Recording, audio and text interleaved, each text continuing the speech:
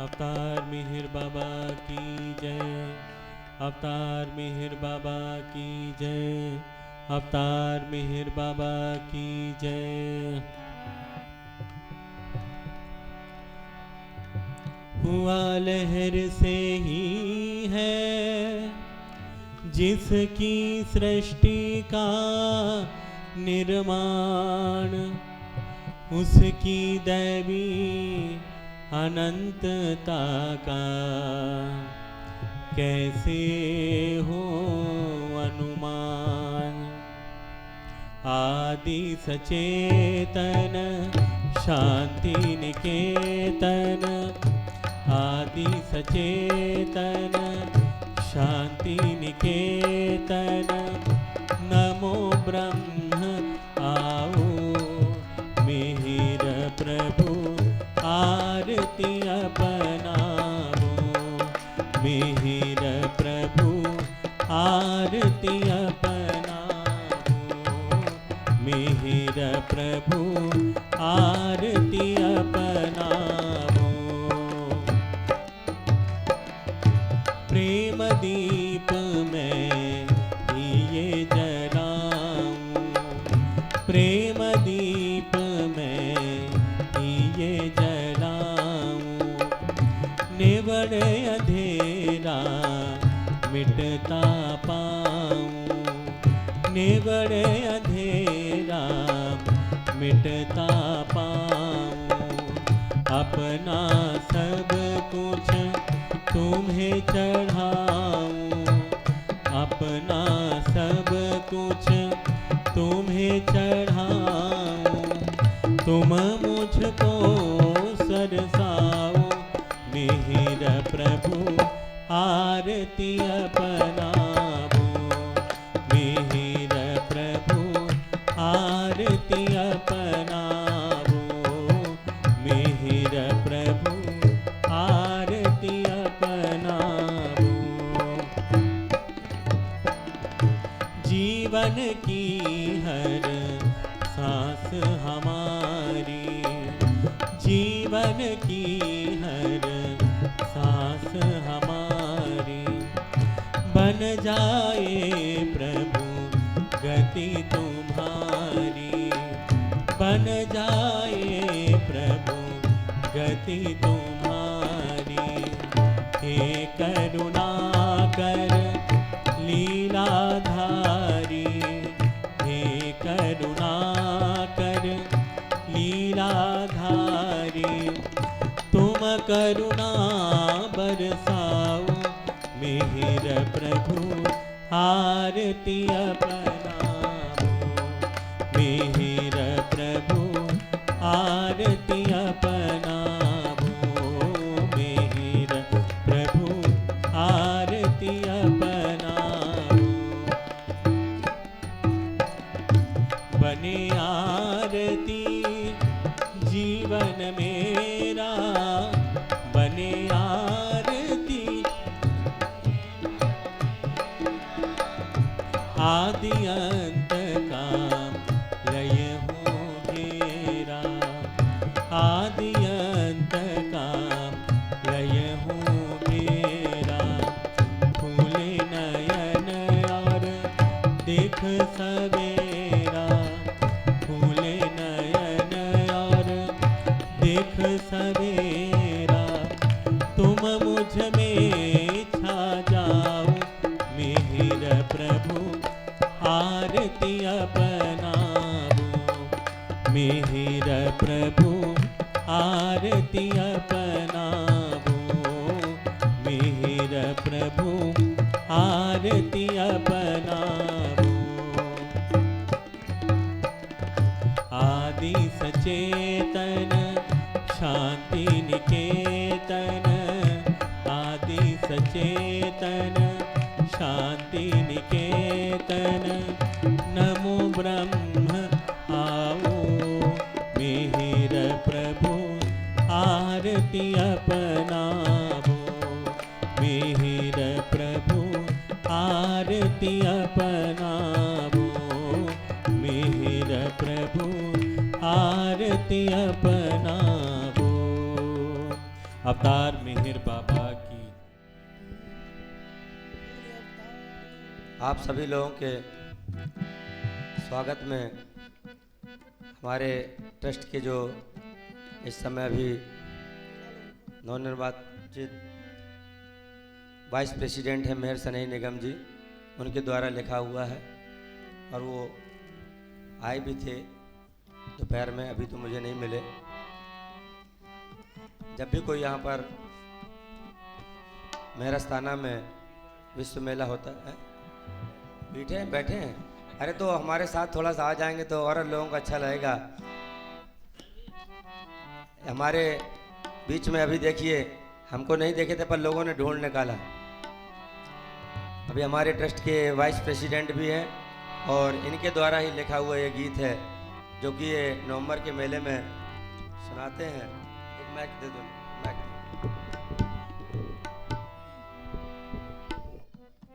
अवतार मेहर बाबा की जय। मेहर प्रेम मेले में ये हुआ पुकाना और हाथ जोड़कर सबसे ये बोला मेहरस्ताना। क्या बोला? कि भाई साहब आपको जय बाबा, कि सिस्टर आपको जय बाबा, कि भाई साहब आपको जय बाबा, कि सिस्टर आपको जय बाबा, मेहरा माई को जय बाबा, एरच भाई को जय बाबा, मेहरा माई को जय बाबा, एरच भाई को जय बाबा, मनीजा एस को जय बाबा, भाव कल चूरी को जय बाबा, कि भाई साहब आपको जय बाबा, कि सिस्टर आपको जय बाबा, कि भाई साहब आपको जय बाबा, सिस्टर आपको जय बाबा। अरे इतने बड़े जहां में इंसा को नहीं जानते हैं, इतने बड़े जहां में इंसा को नहीं जानते हैं। ईश्वर के ही जन हैं जो कि ईश्वर को पहचानते हैं, ईश्वर के ही जन हैं जो कि ईश्वर को पहचानते हैं। आपका भी क्या काम रहा, आपका भी क्या काम रहा, ईश्वर से हमें मिलाना। कि केशव आपको जय बाबा, बाबूजी आपको जय बाबा, कि केशव आपको जय बाबा, बाबूजी आपको जय बाबा, कि केशव आपको जय बाबा, बाबूजी आपको जय बाबा, कि भाई साहब आपको जय बाबा, सिस्टर आपको जय बाबा। दूर दूर से हम सब प्रेमी प्रभु से मिलने आते हैं, दूर दूर से हम सब प्रेमी प्रभु से मिलने आते हैं, और प्रियतम को देने की खातिर प्यार भरा दिल लाते हैं, प्रियतम को देने के खातिर प्यार भरा दिल लाते हैं। देख के उनको भूल गए हम, देख के उनको भूल गए हम, क्या खोना क्या पाना। कि भाई साहब आपको जय बाबा, कि सिस्टर आपको जय बाबा, कि भाई साहब आपको जय बाबा, सिस्टर आपको जय बाबा, कि भाई साहब आपको जय बाबा, कि सिस्टर आपको जय बाबा, कि भाई जय बाबा। आओ हम सब मेहर प्रेम में खुलकर नाचे गाएंगे, आओ हम सब मेहर प्रेम में खुलकर नाचे गाएंगे। मेहर की जो मेहर हुई तो मेहर में मिल जाएंगे, मेहर की जो मेहर हुई तो मेहर में मिल जाएंगे। प्यार जगा दे दिल में ऐसा, प्यार जगा दे दिल में ऐसा, कि हिल जाए सारा जमाना। कि भाई साहब आपको जय बाबा, कि सिस्टर आपको जय बाबा, कि भाई साहब आपको जय बाबा, सिस्टर आपको जय बाबा, कि भाई साहब आपको जय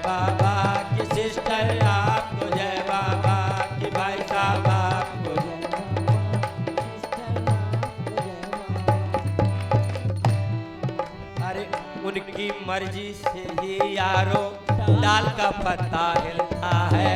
उनकी मर्जी से ही यारो डाल का पत्ता हिलता है।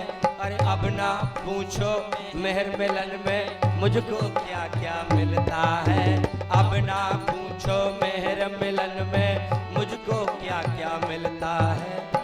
गूंगे से कोशिश मत करिए, गूंगे से कोशिश मत करिए स्वाद का पता लगाना कि भाई साहब आपको जय बाबा, जी सिस्टर आपको जय बाबा, कि भाई साहब, कि भाई साहब आपको जय बाबा, कि सिस्टर, कि भाई साहब आपको जय बाबा।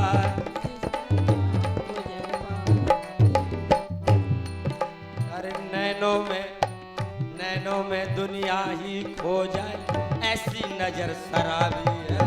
नैनों में दुनिया ही खो जाए ऐसी नजर शराबी है। और गोरे गोरे बदन पे देखो उनका कोट गुलाबी है। गोरे गोरे बदन पे देखो उनका कोट गुलाबी है। देख के उनको भूल, देख के उनको चंदा भी अब जान गया शर्माना कि भाई साहब आपको जय बाबा, कि सिस्टर आपको जय बाबा, भाई साहब आपको जय बाबा, कि सिस्टर आपको जय बाबा, कि भाई साहब जय बाबा, सिस्टर आपको जय बाबा, भाई साहब आपको जय बाबा, सिस्टर आपको जय बाबा।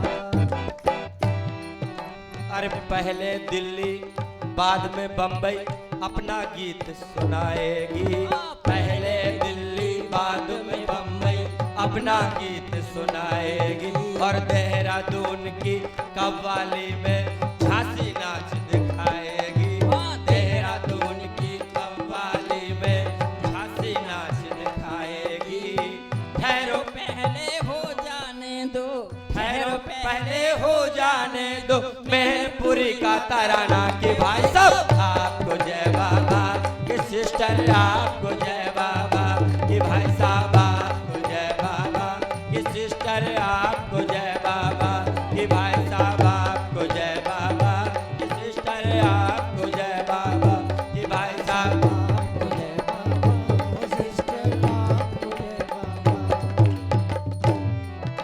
अरे बहुत दिनों में, अरे बहुत दिनों में आज मिले हैं उनसे कुछ बातें होंगी। अरे बहुत दिनों में आज मिले हैं उनसे कुछ बातें होंगी।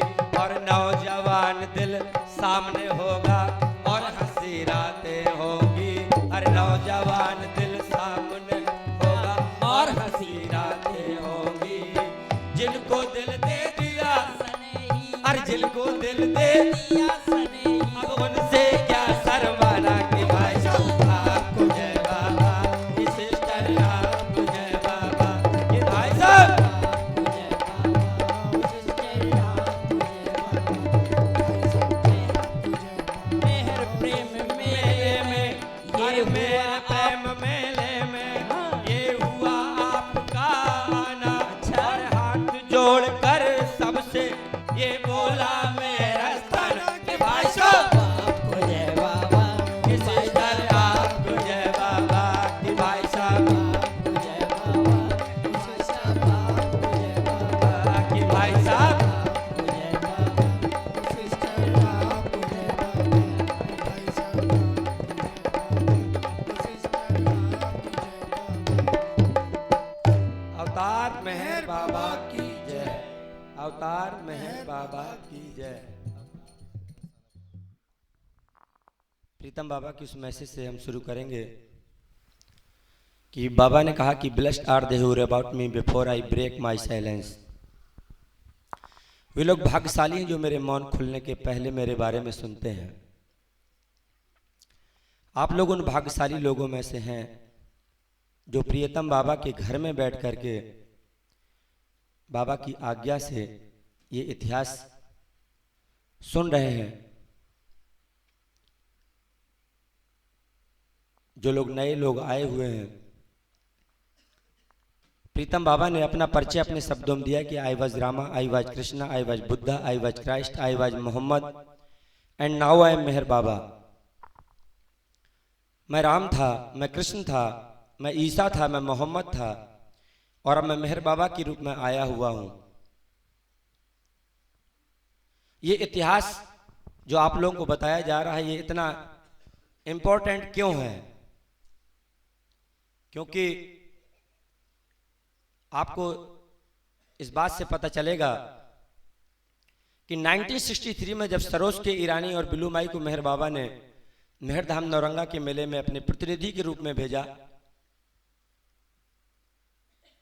हमीरपुर जिले में मेहर बाबा के जो ये 4 धाम कहलाते हैं, जिनमें 3 जगह विश्व मेले होते हैं, हमीरपुर, मेहरस्थान और मेहरधाम नौरंगा।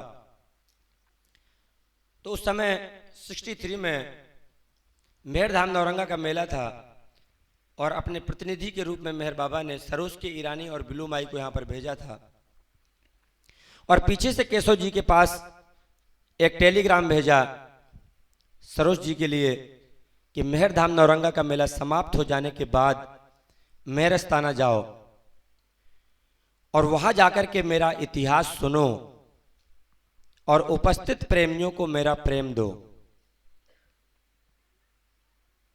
इससे पता चलता है कि कितना इंपॉर्टेंट होगा।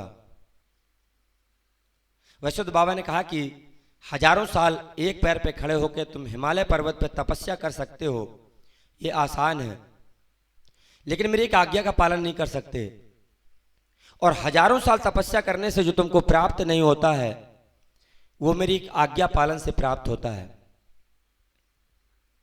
तो ये हम थोड़ी सी बात बताएंगे कि जब ये 1952 में मेहर बाबा ने यहाँ पर हमीरपुर जिले में विजिट किया, थोड़ी सी इस जगह की क्या इंपॉर्टेंस है आपको पता चलेगी थोड़ी सी बात से।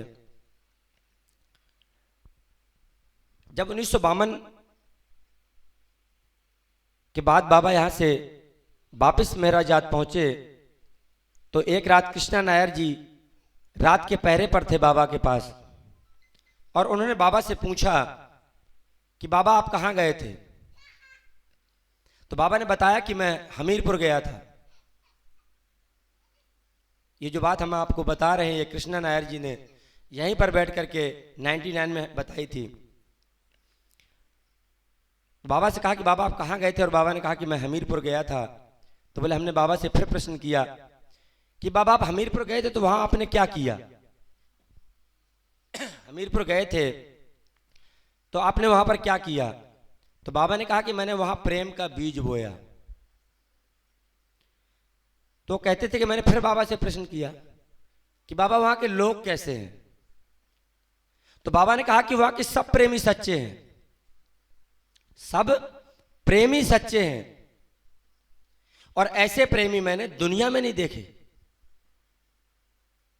तो बोले मैंने बाबा से फिर प्रश्न किया कि बाबा जब आप ऐसे स्थानों पे जाते हो तो मुझे नहीं ले जाते? तो बाबा ने कहा उनसे कि टाइम आएगा तो तू जाएगा। बाबा ने वादा किया उनसे कि टाइम आएगा तो तू जाएगा और ये 1952 की बात थी। 99 में कृष्णा नायर जी आए और आने के बाद यहाँ उन्होंने रोते हुए ये सब कुछ लिखवाया कि ये नोट कर लो कि आज मुझे परमात्मा के घर में, बाबा के घर में आने के लिए 50 साल लग गए। ये इतना आसान नहीं है यहाँ विशेष तौर पे आना, क्योंकि इस स्थान के लिए बाबा ने कहा कि यहाँ वही आएगा जिसे मैं लेकर के आऊंगा। मेरा प्रेम उन लोगों को यहाँ खींच करके लाएगा जिनके हृदयों में प्रेम के महासागर में डुबकी लगाने की अभिलाषा है। और जब दुनियावी में हम किसी के घर नहीं जा सकते बिना उसकी मर्जी के, तो फिर हम परमात्मा के घर कैसे आ सकते हैं बिना उसकी मर्जी के? आप लोग वो सेलेक्ट किए हुए लोग हैं जिनको बाबा ने चुना है, अपने घर में बुलाया है। बाबा के सेक्रेटरी थे आदि की रानी, जब वो यहां पर आए और बाबा को मत्था टेका तो उन्होंने बाहर आकर के बताया कि मैं बाबा के साथ में हर जगह गया हूं, लगभग देश में विदेश में, पर ये एक ऐसा स्थान है जहां पे मैं सदैव रहना चाहूंगा। एक अमेरिका से बाबा प्रेमी आया था, हैरी डोडल्चा करके। वो अंदर गया, अंदर जाने के बाद उसने अपना सर बाबा के चरणों में रखा और बाहर निकल करके आया। उसने कहा कि ये इतना पावरफुल स्थान है कि यदि कोई एक बार इस स्थान पर अपना मत्था टेक देगा तो उसके हाथ से बाबा का दामन कभी नहीं छूटेगा। जिसके लिए बाबा ने कहा कि मेरे दामन को दोनों हाथों से मजबूती के साथ पकड़ो। बहुत संभव हो कि तुम्हारे हाथ से मेरा दामन छूट जाए, और ऐसा करना तुम्हें न्यायोचित प्रतीत होगा। इस तरह से बहुत सी ऐसी घटनाएं हैं, जो कि समय बहुत कम है। हमने बताया था कि हम लोग बहुत लेट हो चुके हैं, तो ये उस समय की बात है जब ये अपना देश आजाद नहीं हुआ था। और केशव जी, जिनके बारे में हम अभी तक बता रहे थे, 7 महीने का बाबा ने इनको टाइम पीरियड दिया था कि मेरा तू कार्य कर, मैं देखूंगा कि कैसा करता है कैसा नहीं करता है।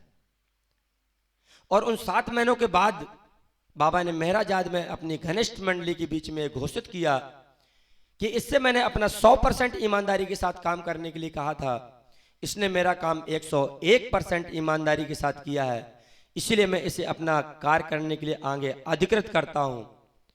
और केशव जी की क्या बात बताएं, क्या हस्ती थे। एक बार ईस्ट वेस्ट गैदरिंग में एरज जी परिचय करा रहे थे लोगों का, इंग्लिश का परिचय एरज जी करा रहे थे और हिंदी के लोगों का परिचय केशव जी करा रहे थे। और उसमें लाहौर से एक साहिब आसमी करके आए हुए थे, और उनका परिचय कराने में केशव जी ने कह दिया कि ये साहिब जमा है बाबा। बाबा ने कहा ये क्या कह दिया तूने, साहिब जमा तो मैं हूं, साहिब जमा तो मैं हूं। उनका नाम तो साहिब आसमी, उनका बाबा है साहिब जमा। बाबा ने कहा कि अब लोग जो बैठे हुए थे, जैसे आप लोग हंसने लगे ऐसे वो लोग भी हंस दिए। बाबा ने क्लियर किया, बाबा ने कहा कि चूंकि मेरे प्रिय केशव ने भूलवश ऐसा कह दिया है तो उसे किसी अगले जन्म में मैं साहिब जमा बना दूंगा। ये थे केशव जी। तो ये उस समय की बात थी जब देश आजाद नहीं हुआ था, और ये सभी लोग देश को आजाद कराने के लिए लड़ाई लड़ रहे थे। क्रांतिकारी लोग थे, फ्रीडम फाइटर थे, जेल में बंद थे। इस हमीरपुर जिले में श्री भाई थे जराखर के, जो पहले व्यक्ति जिन्होंने बाबा के दर्शन किए, बाबा का नाम सुना। बाबा दास जी थे, वो भी घूम घूम करके हर जगह जाते थे, बाबा के बारे में पैम्पलेट्स पहले लोग बांटते थे, बताते थे। तो जब केशव जी से लोग बताते थे कि मेरे बाबा भगवान है, तो ये मानते नहीं थे। ये चूंकि कृष्ण के उपासक थे, और जो भी इनको कभी चित्र दिए गए बाबा के तो इन रोडों पे फेंकवा देते थे, इसलिए ताकि इनके ऊपर लोग पैर रख करके निकले। कैसा अवतार है, लोग कहते हैं मेरे बाबा भगवान है, अवतार है, दुनिया का मालिक है। कैसा अवतार है, कैसा मालिक है? अगर दुनिया का मालिक है, अवतार है, तो हमारे साथ में आए, देश आजाद करवाए। वहां बैठे बैठे जो तो कह रहे हैं कि मेरे बाबा अवतार है, हम ऐसे भगवान को नहीं मानते। और एक तो भगवान ऊपर से मौन, बोलता भी नहीं है, बोलता भी नहीं है। अब ऐसे से क्या आशा करेंगे? तो जब काफी कुछ लोग यहाँ पर बताने लगे, नाम फैलने लगा हमीरपुर जिले में, तो केशव जी चूंकि बहुत पढ़े लिखे थे, जाने माने वकील थे, और 1 नंबर के ईमानदार थे, जिसको परमात्मा ने डिक्लेयर कर दिया हो कि कितना ईमानदार है। 100% ईमानदार की जगह बाबा ने कहा 101% ईमानदार है। इतने ईमानदार थे, उनका इतना व्यक्तित्व था कि वो जा करके लोगों से कहते थे कि देखो ये साधु संतों के चक्कर में, बाबाओं के चक्कर में मत फंस जाना, अपने तो राम भगवान कृष्ण भगवान यहीं तक ठीक है, ये बाबाओं के चक्कर मत आ जाना। पर वो कहते हैं कि अवतार भी, और खास करके इस जमाने का अवतार हाईटेक अवतार है, हाईटेक अवतार है। बाबा ने भी वहां बैठे बैठे, केशव जी भी बाबा से मिले नहीं है, और केशव जी को यह एहसास करा दिया कि जिस कृष्ण की तुम उपासना करते हो लॉर्ड कृष्ण मैं ही हूं। और जब किसी को यह अनुभव हो जाए तो फिर कहते हैं कि जिसको नचाए बीच बाजार फिर वो नाचे बीच बाजार। तो वही केशव जी जो जा जा करके कहते थे कि किसी बाबाओं के चक्कर मत फंस जाना, वही केशव जी अब जा जा करके लोगों से कहते थे कि देखो परमात्मा आ गया है, दुनिया का मालिक आ गया है, मेहर बाबा के रूप में आया हुआ है। वही राम था, वही कृष्ण था, वही मोहम्मद था, वही ईसा था, और समय आ गया है कि अब सबको छोड़ो और उनको पकड़ो। तो लोग कहते थे बाबूजी आप जाने में पढ़े लिखे वकील हैं, जाने माने वकील थे, आप पहले तो कहते थे कि इनको पकड़ो मत, अब आप कहते हो कि पकड़ो, तो ये क्या है? तो कहते थे कि मैं पहले जो कहता था वो अपने अनुभव से नहीं कहता था, अब मैंने अनुभव कर लिया है कि परमात्मा दुनिया का मालिक आ गया है, अब मैं अपने अनुभव से बता रहा हूं कि मेरे बाबा को पकड़ने में ही सार है। तो जो पहले व्यक्ति थे श्री भाई, ये यहां से किसी जगह पर पुलिस वालों की धुनाई कर दी थी तो फरार हो गए थे, क्योंकि इनको जिंदा या मुर्दा किसी भी तरह से पकड़ के लाने का आदेश जारी हो गया था। तो ये भाग गए यहाँ से नागपुर और वहाँ जाकर के अपने एक मित्र के पास में रहने लगे। तो वहाँ पे एक मंदिर था, वहाँ पे जाया करते थे। एक दिन इन्होंने जो वहाँ का पुजारी था उससे कहा कि मैंने आज खंजन चिड़िया के दर्शन किए हैं। तो उसने कहा कि अरे खंजन चिड़िया के दर्शन इतने आसान नहीं भाई, खंजन चिड़िया के दर्शन नहीं किए होंगे आपने। तो उन्होंने कहा कि नहीं नहीं, मैं तो 3 दिन से लगातार खंजन चिड़िया के दर्शन कर रहा हूं। तो साधु ने इनसे कहा कि अगर तुमने खंजन चिड़िया के दर्शन किए हैं तो शीघ्र ही तुमको परमात्मा के दर्शन प्राप्त होंगे। और जब उसने ऐसा कहा तो ये वापस घर गए और अपने मित्र को बताया और मित्र से कहा कि यार कोई ऐसे गुरु से मिलवाओ जो मुझे योग विद्या में ऊपर उठा दे। तो उसने कहा कि देखो मैं इस समय मेहर बाबा को जानता हूं, लेकिन मेहर बाबा मिलेंगे कि नहीं मिलेंगे ये पता नहीं, क्योंकि एकांतवास में मेहर बाबा ने 3 पहलुओं पर कार्य किया, एकांतवास, उपवास और सहवास। तो बताया कि मैं उनका एड्रेस दे सकता हूं। अब परमात्मा जब खींचता है तो एड्रेस दे दिया, मेहराबाद चले गए। मेहराबाद जाने के बाद बाबा एकांतवास में थे। बाबा ने उनको 5 मिनट का समय दिया और कहा कि खिड़की से दर्शन दूंगा। और उस खिड़की से दर्शन देने में जब बाबा दर्शन देने के लिए आए तो उन्होंने पहले अपने गुरु के दर्शन किए जिसको वो मानते थे, फिर जिस ईष्ट को मानते थे उनके दर्शन किए, और फिर उन्होंने मेहर बाबा के दर्शन किए। और फिर वही आकर के केशव जी से जेल में बताते थे कि देखो भगवान आ गया, परमात्मा आ गया। तो ये लोग नहीं मानते थे, पर बाद में जब एहसास हो गया तो मानने लग गए। तो ये 49 में बाबा ने कई जगह से टोलियां बुलाई थी मेहराबाद में। तो हमीरपुर जिले से भी कुछ लोग बाबा से मिलने के लिए गए थे और वहां पर पहुंचने के बाद बाबा के निर्देश थे कि जो कोई भी मुझसे मिलने के लिए आए तो ना वो मुझे हाथ जोड़े और ना मुझे वो बो डाउन करे, सर झुकाए।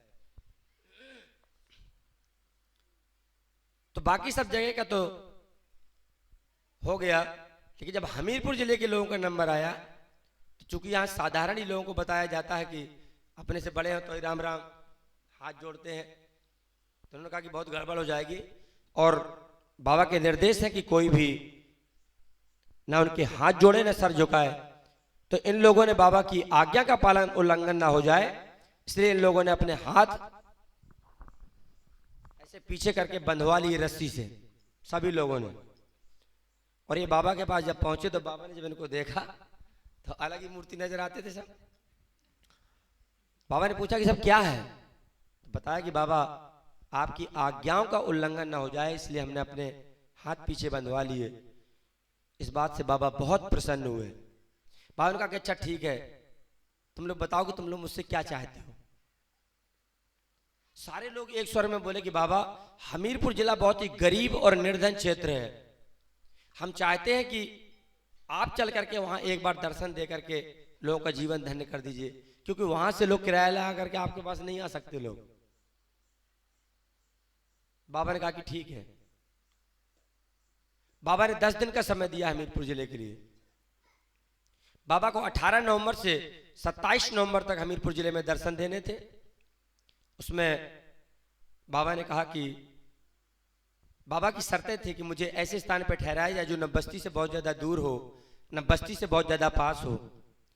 मेरी मंडली को ऐसी जगह ठहराया जाए जो न मुझसे बहुत ज़्यादा दूर हो, न मुझसे बहुत ज़्यादा पास हो, और मेरे दर्शन समाप्त हो जाने के बाद कोई भी मुझसे मिलने के लिए ना आए और कोई भी मेरे चरणों का स्पर्श ना करे। ये शर्तें थी पहले से ही। तो जब बाबा ने इनसे कहा कि अगर तुम लोग अक्षरशः इन शर्तों का पालन करने के लिए तैयार हो तो मैं अपनी नई जिंदगी हमीरपुर से स्टार्ट कर सकता हूं। तो सारे लोग जो है तो बात करने लगे आपस में। तो उन्होंने कहा कि देखो, हम अपना निर्णय तो ले सकते हैं कि भैया हम हाथ न जोड़ेंगे, हैं, पैर न पड़ेंगे, लेकिन पूरे जिले का हम ठेका ले ले कि कोई हाथ न जोड़ेगा, जबकि यह तो मालूम ही है। तो इन्होंने कहा कि बाबा हम पूरा प्रयास करेंगे। बाबा ने कहा नहीं, प्रयास नहीं चाहता, मैं वादा चाहता हूं। तुम लोग बाहर बैठो और सोच करके मुझे बताओ, क्योंकि मैं प्रयास नहीं चाहता हूं, मैं वादा चाहता हूं।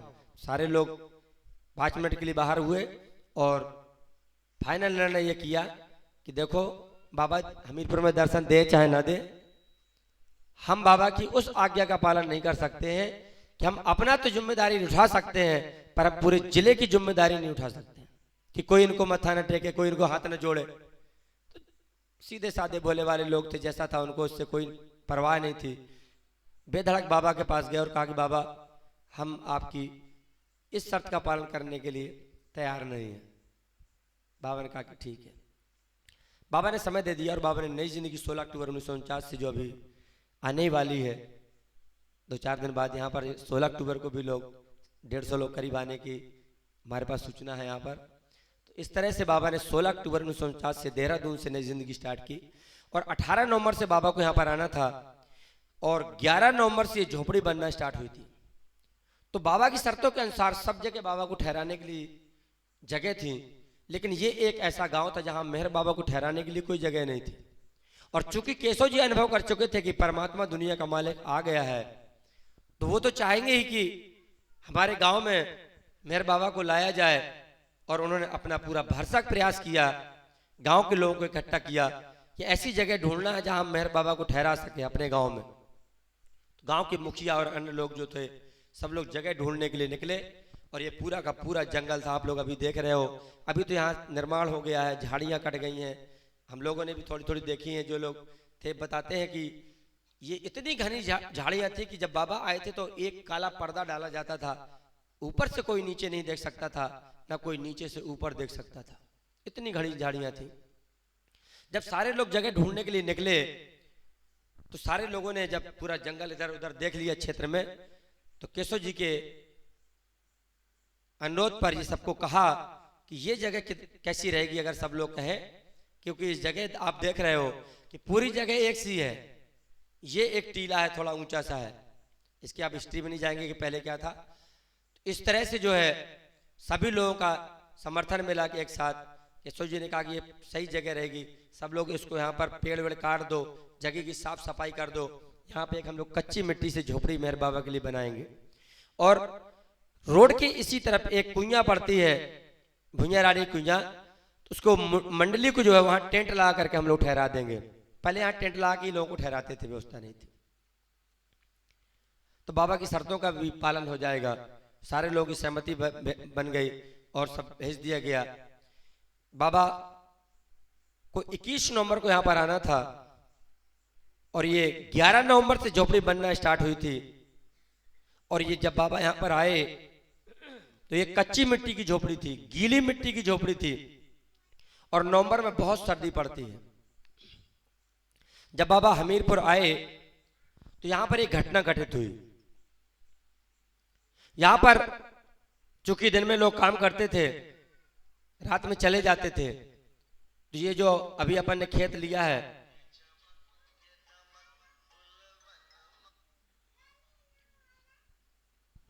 अभी जो अपन लोगों ने एक खेत ले लिया है, इसमें पहले एक फसल लगी हुई थी ज्वार की, जो जिसका खेत था वो रखाए हुए था।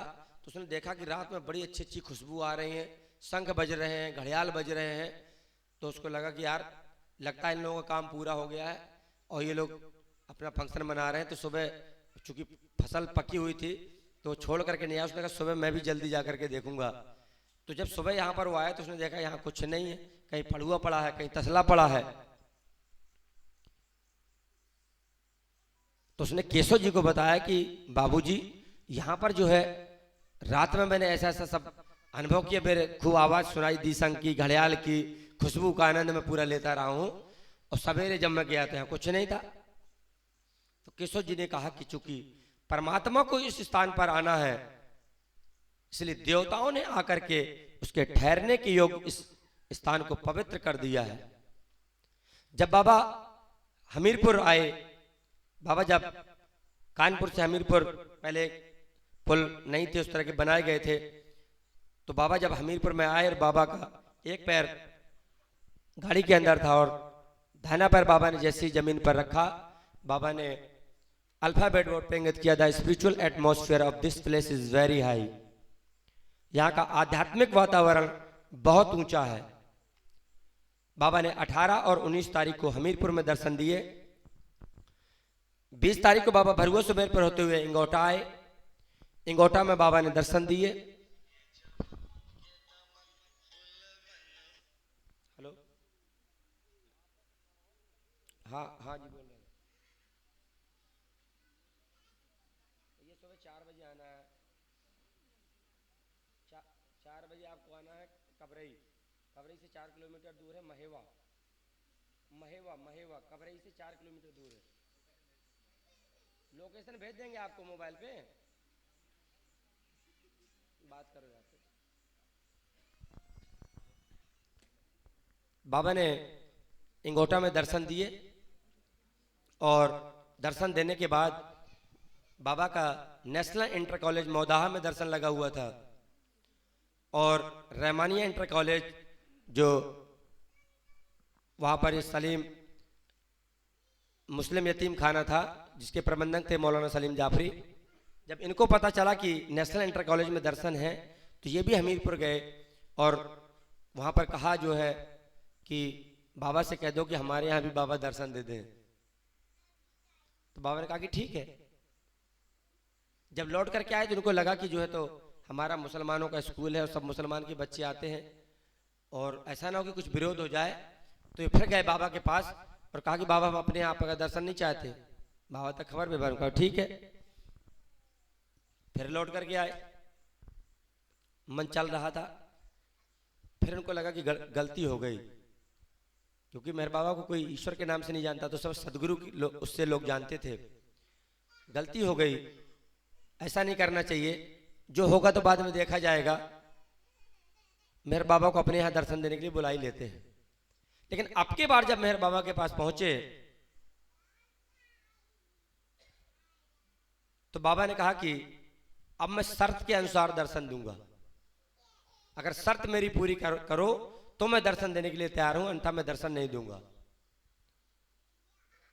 तो जैसे दुनिया के लोगों की आदत होती है कि दुनियावी कार्यों को बहुत गंभीरता से लेते हैं, ईश्वर को बहुत हल्के में लेते हैं, जबकि ईश्वर को गंभीरता से और दुनिया के कार्यों को हल्के में लेना चाहिए। बस यही भूल उससे हुई। उसने कई बच्चे तैयार कर दिए और जैसे ही बाबा वहां पर पहुंचे, नेशनल इंटर कॉलेज में दर्शन समाप्त होने के बाद वहां पहुंचे और उसने बच्चे खड़े किए। जैसे ही बाबा ने उसके पैर धोए, बच्चे के तौलिए से पोंछा और जैसे ही सर झुकाने को किया कि बच्चे ने एक बार की पैर पीछे कर लिए और बच्चे का पैर पीछे करना था कि बाबा का मूड खराब हो गया। बाबा ने कहा कि ये सर ऐसे वैसे नहीं झुकता है और अब मेरा दिल ठंडा हो गया है और मुझे अब लगता है कि मैं पूरे जिले का दर्शन यहीं से समाप्त करके और वापस यहां से चला जाऊं मेरा बात। और बाबा वहां से चल दिए।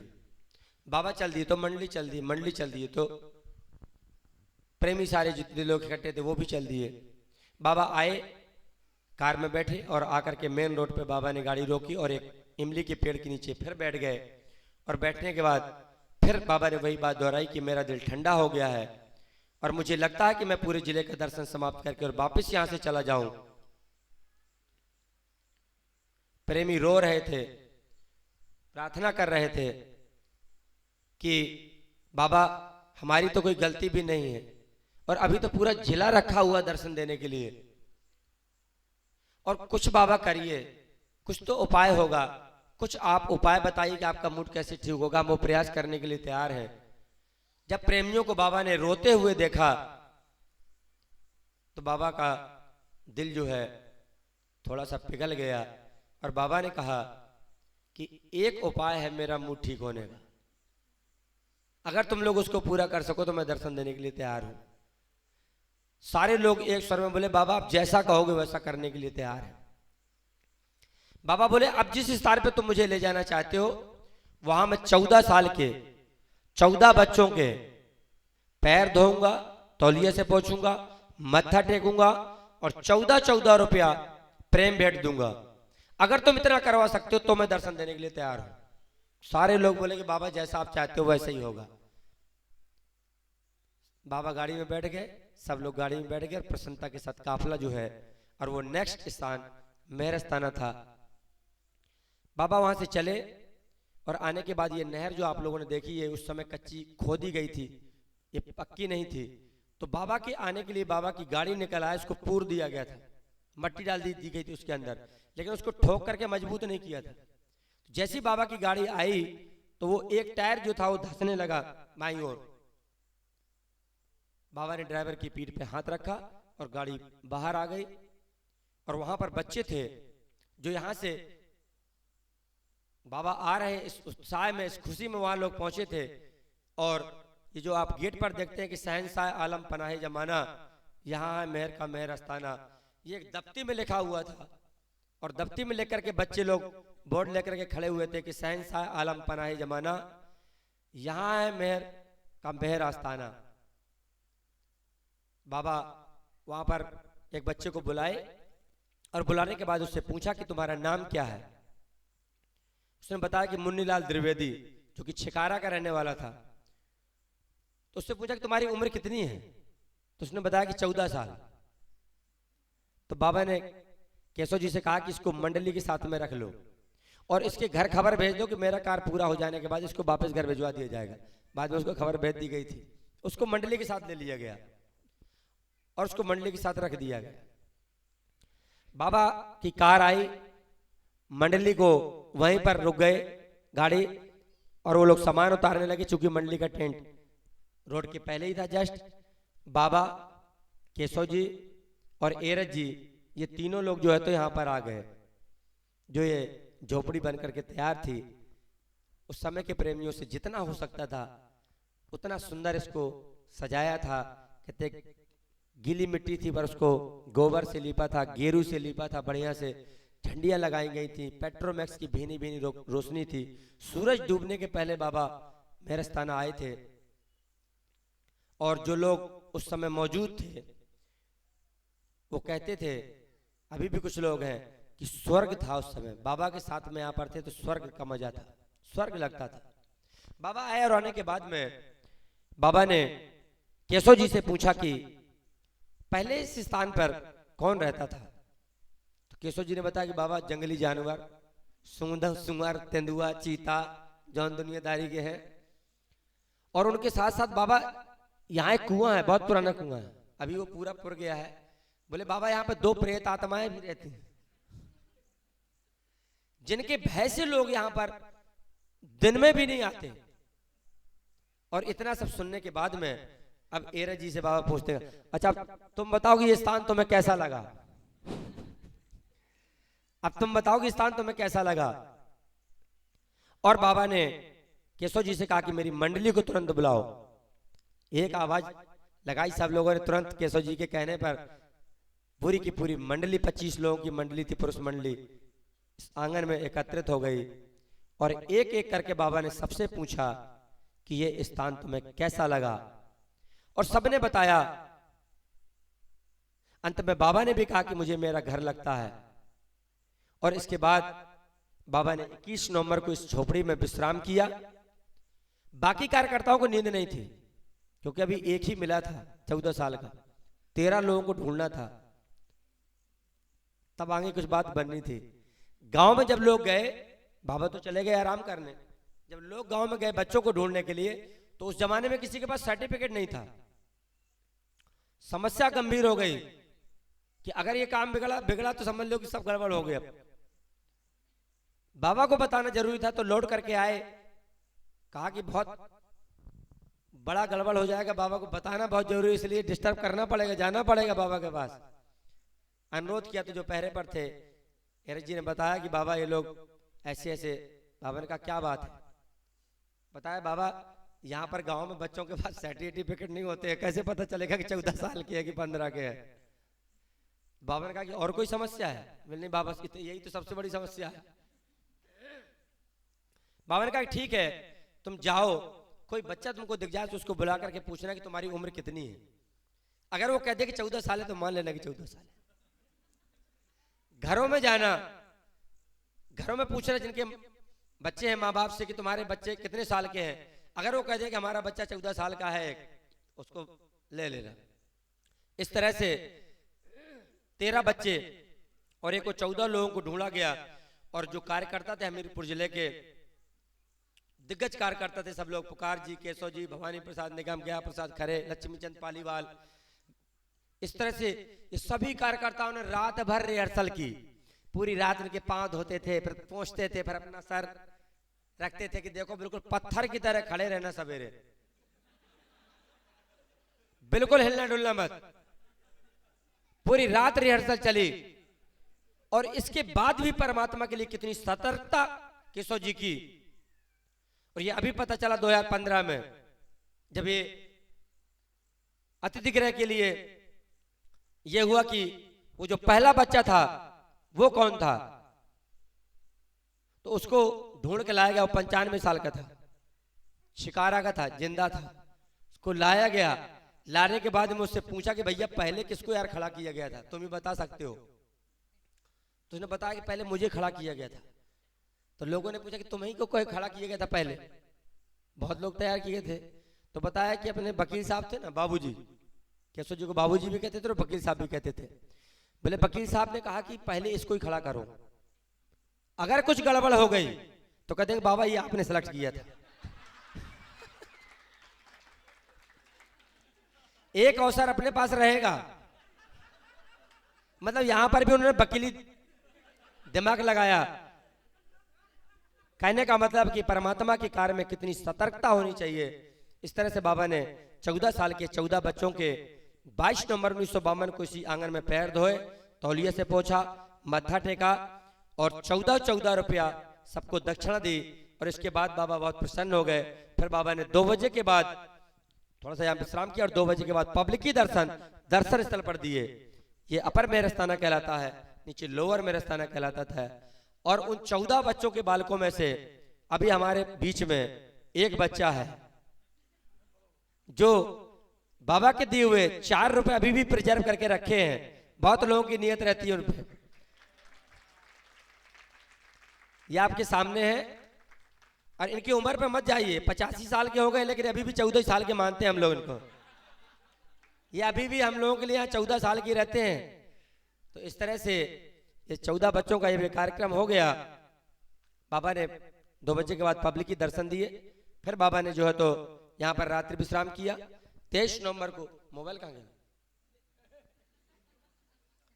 23 नवंबर को बाबा ने, केशव जी यहाँ पर बैठे हुए थे और इसी तरह से आंगन पूरा ये भरा हुआ था। बाबा के जो कार्यकर्ता थे, मंडली थी, चीफ वर्कर्स थे। बाबा ने कहा कि आज मैं अत्यंत प्रसन्न मुद्रा में हूं और मैं चाहता हूं कि तुम लोग मुझे ईमानदारी के साथ बताओ कि तुम लोग मुझे क्या मानते हो, और जो कुछ भी मानते हो बताने में संकोच ना करना। तो जिसकी जो समझ में आया, किसी ने कुछ बताना शुरू किया। एक ने कहा कि बाबा अगर आप अर्जुन की तरह विराट रूप दिखा दो तो बाबा आपको भगवान मान ले। बाबा ने कहा कि मैं चमत्कार करके सब सिद्ध नहीं करता हूं। बाबा के मैसेज ना कि मैं चमत्कार करके इस चीज सिद्ध नहीं करता हूं।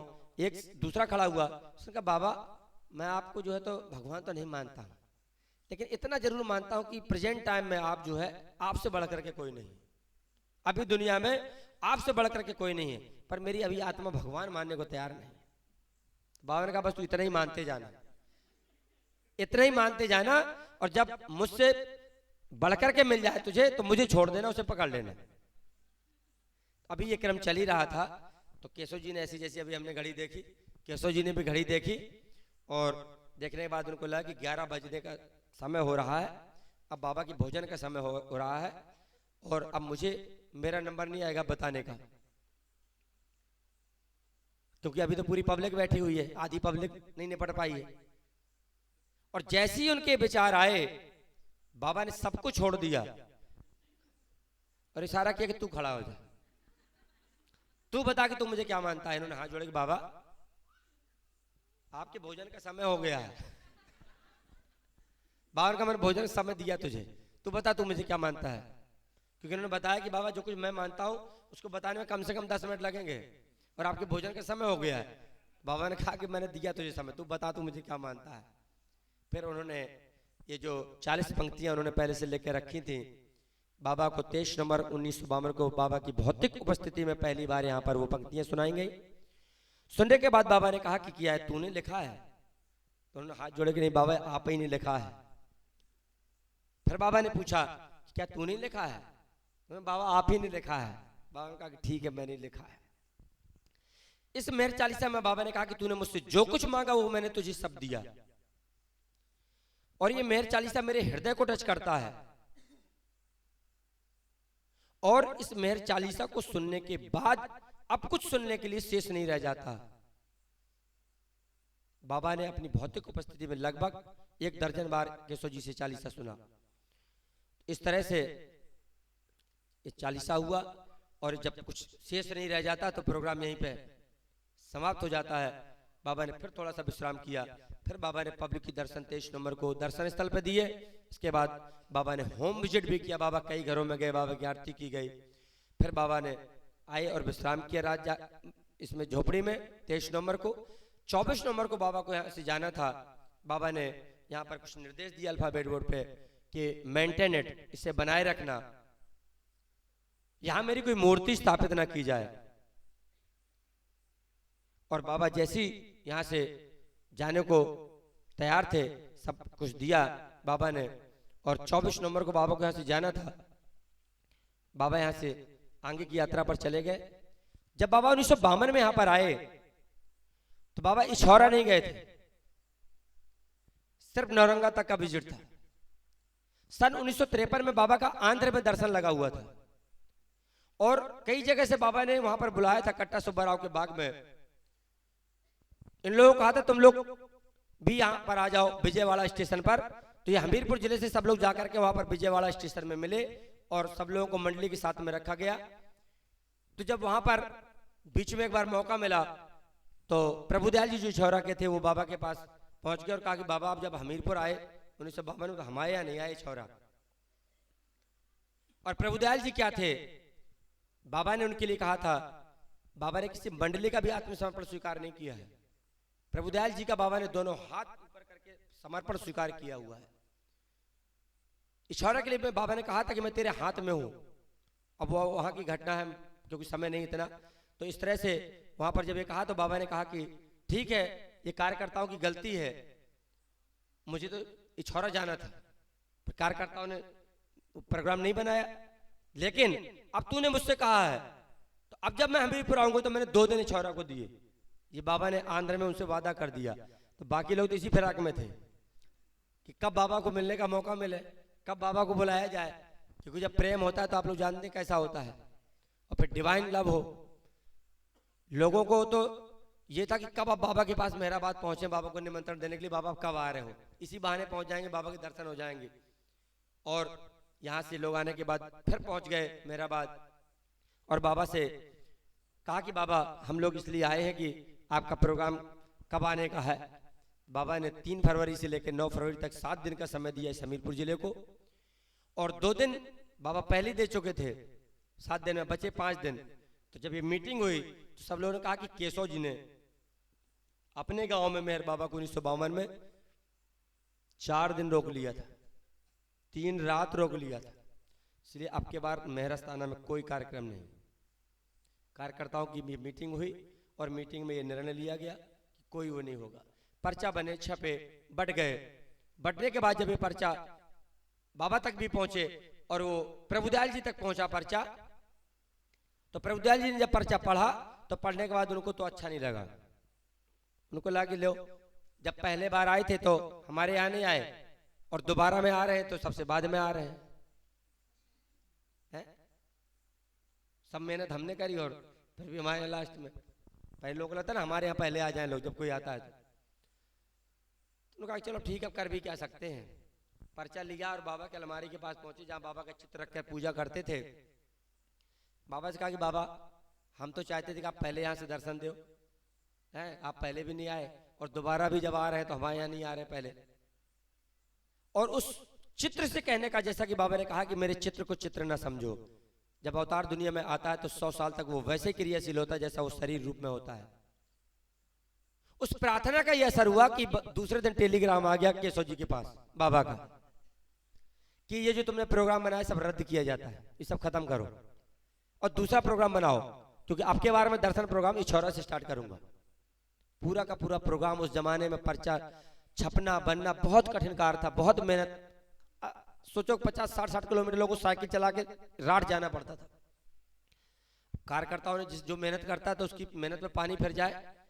सारे लोगों ने जब ये रात की मीटिंग में मिले तो अपनी नाराजगी व्यक्त की और नाराजगी व्यक्त करने के बाद उनको लगा कि सब लोग काहे नाराज हो रहे हैं। पूछा कि भैया काहे सब नाराज हो? अरे बोले तुमने सब प्रोग्राम चौपट कर दिया, बना बनाया प्रोग्राम, पर्चे बढ़ गए और तुमने टेलीग्राम कर दिया बाबा को। अरे बोले मैंने कभी टेलीग्राम कर दिया? बोले तुमने टेलीग्राम किया तो फिर ये पर्चा ये सब बदल कैसे गया प्रोग्राम? कहा कि देखो मैंने बाबा को कोई टेलीग्राम नहीं किया है, लेकिन मैंने बाबा के चित्र से जरूर प्रार्थना की थी, और अगर चित्र से कहने से ऐसा बदल जाता है तो फिर मेरी क्या गलती है? अगर बाबा के चित्र से कहने से कोई चीज बदल जाए तो उसमें मेरी क्या गलती है? खैर इस तरह से जो है पूरा का पूरा प्रोग्राम बदल गया और बाबा ने 3 फरवरी से इछौरा से दर्शन स्टार्ट किए।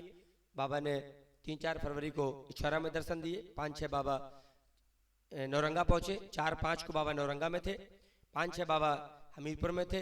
इस तरह से बाबा दर्शन देते हुए 9 तारीख को बाबा का लास्ट दर्शन महोबा में लगा हुआ था और रात्रि विश्राम मेहरस्ताना में लगा हुआ था।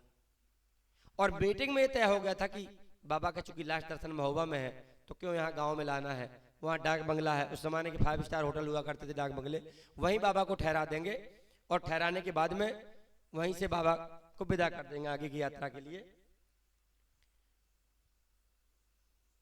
ये सब कुछ हो गया, लेकिन जो केशव जी थे, कार्यकर्ता कैसा होना चाहिए? केशव जी थे, उन्होंने अपने लोकल कार्यकर्ताओं से कहा कि देखो जैसी व्यवस्था 1952 में की थी पूरी की पूरी व्यवस्था वैसी होनी चाहिए। बाबा आएंगे नहीं आएंगे ये सब कुछ नहीं, व्यवस्था पूरी वैसी होनी चाहिए जैसी 1952 में हुई थी। और ये किसी को पता नहीं था पूरे जिले में। वहां पर जब दर्शन समाप्त हो गए और बाबा के पास लोग पहुंचे, बाबा रात्रि विश्राम आप चल के वहां कर लीजिए, डाक बंगले में ठहरिए, सुबह आपको यहीं से आगे की तरफ विदा कर देंगे। बाबा ने कहा कि नहीं, रात्रि का विश्राम मैं अपने घर पे करूंगा। आज दुनिया का मालिक वो सारी सुविधाएं छोड़ करके कहता है रात्रि का विश्राम मैं अपने घर पे करूंगा। जो बाबा ने 1952 में कहा उसकी पुष्टि बाबा ने 1954 में कर दी, इसलिए यहाँ पे लिखा रहता है वेलकम होम, बाबा का घर है। उसके घर में आप लोग बैठ करके ये इतिहास सुन रहे हो, ये बड़े भाग की बात है। इस तरह से दर्शन समाप्त हुए और बाबा वहां से चल दिए। और चलने के बाद बाबा रास्ते में केशव जी से कहते हैं कि मुझे भूख नहीं है केशव, मैं खाना नहीं खाऊंगा, मैं दर्शन नहीं दूंगा, मैं किसी के घर नहीं जाऊंगा, विश्राम करूंगा। उन्होंने सब में हाथ जोड़े कि बाबा जैसी आपकी मर्जी। और जैसे यहाँ बाबा आए तो देखा कि हजारों लोग खड़े हुए लाइन लगा करके।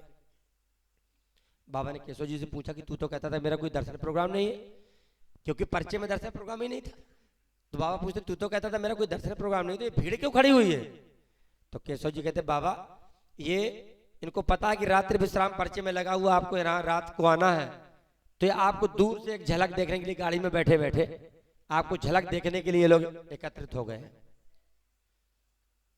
बाबा ने इस बात को बहुत उससे लिया और बाबा ने इशारा किया ड्राइवर को और गाड़ी दर्शन स्थल की तरफ मोड़ दी गई। चूंकि व्यवस्था पहले से पूरी की पूरी थी, पंडाल लगा था, चेयर थी, बाबा जाके बैठ गए। अब बाबा बैठ गए तो दर्शन स्टार्ट। जो नहीं होना था वो सब हुआ, वो तो दर्शन स्टार्ट। दर्शन स्टार्ट के बाद जो है तो प्रसाद नहीं था, तो लोग बेर तोड़ लेते हैं, फरवरी मार्च में बेर होते हैं, सुखा लेते हैं, उनको रख लेते हैं भर करके, वो बरसात में खाते हैं। उस जमाने में ऐसा होता था कि सड़कें बंद हो जाती थी तो लोगों को कई कई दिन जाने को नहीं मिलता था, और एक माचिस भी चाहिए तो कब्री जाना पड़ता था। तो बेर जल्दी जल्दी डलिया में भर के दिए गए और बाबा ने बेर का प्रसाद सबको बांटा।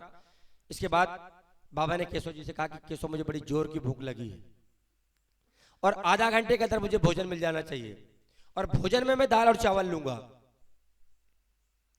बाबा को आधा घंटे के अंदर दाल चावल दिए गए। और अब बाबा कहते हैं कि अब मैं रात में विश्राम नहीं करूंगा, अब मैं रात जागरण करूंगा। उस रात जागरण में मेरी मंडली, चीफ वर्कर्स और जिन्हें तुम कार्य की दृष्टि से उपयोगी समझना उन्हें ले लेना। ये जो बात कही बाबा ने, उसी में विवाद हुआ कि बाद में ये हुआ कि लोगों ने कहा कि बाबा केशव ने हमें नहीं बुलाया, हमें नहीं बुलाया। उसी के लिए बाबा ने एक कुंज में नीचे पूरी की पूरी मीटिंग की और क्लियरिफाई किया कि ये मेरी गलती थी, मैंने केशव से ऐसा करने के लिए कहा था, इसलिए उसने ऐसा किया। ये पूरी की पूरी बाबा ने क्लियरिफिकेशन किया। इस तरह से जो है बाबा ने इस रात जागरण के लिए बाबा ने कहा कि केशव जी से कि 9 बजे के पहले सबको भोजन करवा देना। 9 बजे से रात जागरण का कार्यक्रम जो है तो प्रारंभ हुआ। प्रारंभ होने के बाद में चूंकि बाबा ने पहले से घोषित कर दिया था कि सन 54 में मैं ऊंचे से ऊंचे के रूप में हमीरपुर जिले में आऊंगा और मुझे फूल की तरह रखा जाए। और बाबा का जब ये 9 बजे से प्रोग्राम स्टार्ट हुआ तो अच्छे अच्छे गायक कलाकार आए थे उस जमाने में। वामन राव पंत जैसे गायक यहाँ पर मौजूद थे बाबा के सामने। कार्यक्रम जो है तो धीरे धीरे करके ऊंचाई की तरफ बढ़ता चला गया, बढ़ता चला गया। 12:50 के पहले बाबा ने कई बार कहा कि मुझे आज अत्यंत प्रसन्न मुद्रा में हूँ, मेरे शरीर से शोले निकल रहे हैं जो है कड़कड़ में जज्ब हो रहे हैं। 12:50 से पहले केशव जी को बुलाया और कहा कि तुझे नहीं मालूम कि मैं इस क्षण तुझे क्या भाग्य देने जा रहा हूँ। उन्होंने सिर्फ हाथ जोड़े और जाके बैठ गए। 8 फरवरी को केशव जी ने शरीर छोड़ा। 9 फरवरी को उनको पूरी न्यू ब्रांड बस में यहाँ लाया गया, समाधिस्थ किया गया। जो 9 फरवरी को यहाँ राज जागरण होता है अभी भी उसी तरह से जैसे राज जागरण होता है पूरा वो किया गया। और दूसरी वर्षी पे जब दूसरा साल आया तो यही मेहर सनी जी ने एक वचन बनाया था कि मेरा स्थाना में मेहर बाबा की बड़ी कृपा बरसी है और जिनके कारण बरसी है आज उन्हीं की बरसी है। तो ये मेहर बाबा को जो लाने का काम केशव जी ने किया, तो इस तरह से जो है बाबा को ये भाग्य हम लोग सोचते हैं शायद उन्होंने दिया। 12:50 पे बाबा ने अल्फा बेडवर्ड पर अंगत किया, अवतार मेहर बाबा की। और जय में बाबा ने अपना दाहिना हाथ ऊपर उठा दिया और बाबा ने कहा कि एक मैसेज दिया कि आज मैं तुम्हें अपनी अत्यंत प्रसन्न मुद्रा में बताता हूं कि मैंने अपने किसी भी अवतार काल में अपने अवतार होने की खुली घोषणा नहीं की है। इस स्थान से मैं अपने अवतार होने की खुली घोषणा पहली बार इस स्थान से कर रहा हूं और मैं तुम्हें अपनी अत्यंत प्रसन्न मुद्रा में ये बताता हूं कि मैं 700 वर्ष के बाद पुनः आऊंगा और अपने मौन खोलने के बारे में मैं तुम्हें बाद में बताऊंगा। ये बाबा ने मैसेज दिया। और बाबा का चूंकि 10 फरवरी लग गई थी, 10 फरवरी 1954 हो गया था 12:50 के बाद से, बाबा ने कहा कि सब लोगों से हाथ मुंह धो करके आओ। सब लोग हाथ मुंह धो करके आए और बाबा का पारसी कैलेंडर के हिसाब से जन्मदिन था। बड़ी धूमधाम से फिर बाबा की आरती प्रार्थनाएं करी गई और फिर एक बार प्रोग्राम स्टार्ट हुआ। तो जो वामन राव पंत था वो जब गाता था तो उसका जमता नहीं था और कोई ऐसी गा देता था जिसको ज्ञान नहीं है, उसका बहुत जम जाता था। तो उसने उससे पूछा कि यार तुम जब गाते हो तो तुम्हारा जम जाता है, मैं इतना बड़ा गायक हूँ, मैं गाता हूँ जमता ही नहीं है। उसने कहा कि तुम इस अहम में मत गाओ कि मैं बहुत बड़ा गायक हूँ, तुम ये सोचो कि परमात्मा जो टूटा फूटा स्वीकार कर ले, कि उसकी कृपा है कि तुम उसको उसके सामने गा रहे हो, ऐसा सोच करके समर्पण करके गाना गाओ। तो चूंकि अब लास्ट का समय हो रहा था सुबह 4 बजे का, तो उसने गाना गाया कि मीराबाई का भजन था। मीराबाई अपने आप में ही क्या है आप लोग जानते हो कि जोगी मत जा मत जा मत जा, पैया पढ़ू मैं तोरी जोगी मत जा मत जा मत जा, अगर चंदन की चिता जलाई अपनी हाथ जला जा, जोगी मत जा मत जा मत जा। इस तरह से ये जब गाई गई गजल या भजन जो भी है, क्योंकि अपने को ज्ञान नहीं है पहले बता दिया है, तो जब सुनाया गया पूरा का पूरा वातावरण बदल गया और बहुत जमा ये भजन उसका। और इसके बाद सुबह का समापन हो रहा था। बाबा जैसे ही जाने को तैयार थे, फिर वही घटना घटी कि बाबा ने कहा था कि मैं खाना नहीं खाऊंगा, दर्शन नहीं दूंगा, किसी के घर नहीं जाऊंगा। और अब और यहाँ पर सूचना आ गई कि सबको बाबा ने दर्शन दे दिए, एक लड़की है जो बाबा का दर्शन नहीं कर पाई है और हम चाहते हैं कि बाबा उसको दर्शन दे दे, वो मरने वाली है। केशव जी ने उसको वापस कर दिया कि बाबा किसी के घर नहीं जाएंगे, क्योंकि बाबा ने पहले से कह दिया था। तो वापस गई और दर्शन स्थल पर पहुंचने के बाद वहां पर उसको लगा कि देखो वो मर रही है, और कम से कम खबर तो पहुंचा देते बाबा तक। केशव जी की पत्नी आई थी दौड़ती हुई, तो दोबारा आ गए बेचारे कि कम से कम बाबा से तो बता दो। तो अब के बार केशव जी जोर से चिल्ला दिए, बोले एक बार बता दिए तो समझ में नहीं आता है क्या, जाओ यहाँ से। जब जोर से चिल्ला करके कहा तो बाबा का पर्दा ही तो पड़ा था, बाबा ने तुरंत ताली बजाई। केशव जी अंदर, क्या बात है? बोले बाबा एक बार मना कर दिया, दोबारा फिर आ गई। उन्होंने बताया बाबा किसी घर नहीं जाएंगे। बाबा कहें मैं चलूंगा।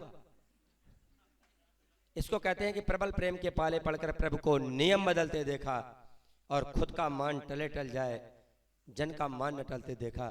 बाबा तैयार हो गए और बाबा वहां पर गए, जाकर के बाबा ने जीवन दान दिया। और वो पूरी स्टोरी, और ये मुकुंदाल जी की स्टोरी अगर समय मिलेगा कल या रास्ते में जहाँ भी, तो स्टोरियाँ आपको बताई जाएंगी, क्योंकि अब आरती का समय हो रहा है। 7 बजे के बाद भजन होंगे। जो लोग भी गाने वाले हैं वो अपना अपना इंस्ट्रूमेंट ले लें। 2 मिनट धुन करने के बाद आरती होगी। अवतार मेहर बाबा की जय, अवतार मेहर बाबा की जय, अवतार मेहर बाबा की जय।